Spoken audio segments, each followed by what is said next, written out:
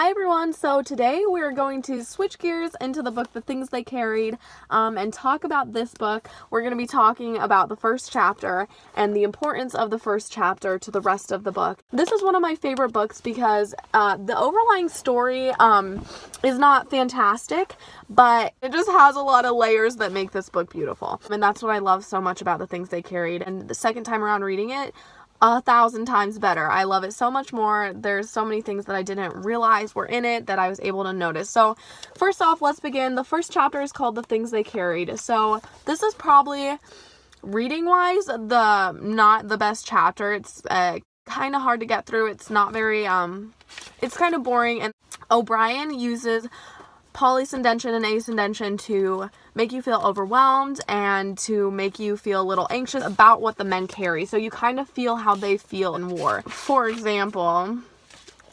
this is all of it. He lists all of the things that they carry. It's kind of tedious and hard to get through, but again, reading it the second time makes a lot more sense.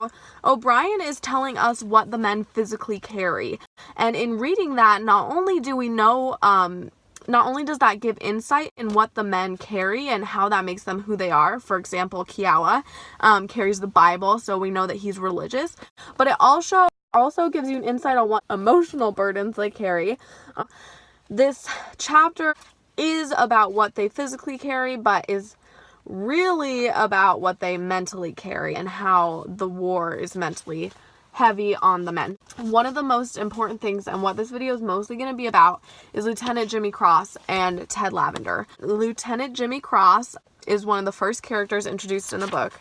He is the first character introduced in the book, and he talks about this girl named Martha, and everyone who reads this is like, oh, he's so creepy and weird, but if you really think about it, Martha is what is keeping him sane. She is keeping him distracted from war, I think in a good way. He's not going crazy because he has this hope and this sense of home always with him, and that's Martha. Ted Lavender is what changes with Lieutenant Jimmy Cross. That's kind of what flips the switch for him. O'Brien mentions Ted Lavender's death 8 times in this chapter, not including his actual death, so 9 times in this chapter. Just saying it in kind of a nonchalant way. After Ted died, you know, after he was shot in the head, things like that. And then when we hear the story of how he died, we see how it affected Jimmy Cross and how he kind of completely changes. He burns his letters and pictures of Martha.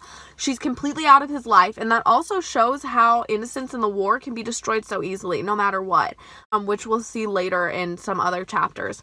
That is the beginning of the book. Some of our main characters. Well, that is all I have for the first chapter of The Things They Carry. I hope you guys liked this video. I know it was quick, but I hope it helped a little bit.